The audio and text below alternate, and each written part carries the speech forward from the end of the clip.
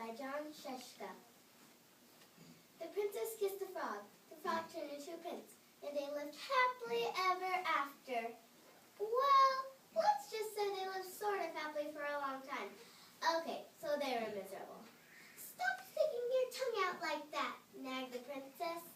How come you don't want to go down to the pond anymore? Whined the prince. The prince and the princess were so unhappy they didn't know what to do. I would prefer that you don't hop around on the furniture so much. And it would be nice if you got out of the castle once in a while to slay a giant or a dragon or whatever. The prince read his book, and it said right there at the end of his story, they lived happily ever after the end. So the prince stayed in the castle and drove the princess crazy.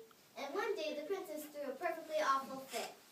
First you keep me up all night with your horrible croaking snore, and now I find a lily pad in your pocket. I can't believe I actually kissed your slimy frog lips. I think we would both be better off if you were still a frog. Then the prince thought, still a frog? Yes, that's it. And we were running into the forest, searching for a witch that could turn him back into a frog. It wasn't long until he ran into just the person he was looking for. Miss Witch, excuse me, Miss Witch, I was wondering if you could help me. Say, you're not looking for a sleeping princess kiss and wake up, are you? No, I'm a raven kiss. Actually, I was hoping you could turn me back into a frog. Are you sure you're not looking for a beautiful sleeping princess kiss and wake up? No, I'm the frog prince. Well, that's funny. You don't look like a frog. And if you're a prince, and I'll have to cast a nasty spell on you. I can't have princes waking up sleeping beauty before 100 years are up. The prince didn't stick around. He ran deeper into the forest, searching for another lady that might help him. Soon he came to a tiny cottage where he saw a witch inside. Miss Witch, excuse me, Miss Witch, I was wondering if you could help me. And, one more time. I was wondering if you could help me. I'm your prince, and what did you say, prince? No, I'm the frog prince.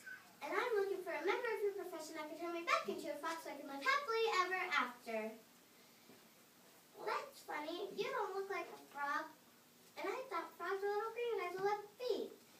And I can't have any princes rescuing Snow White.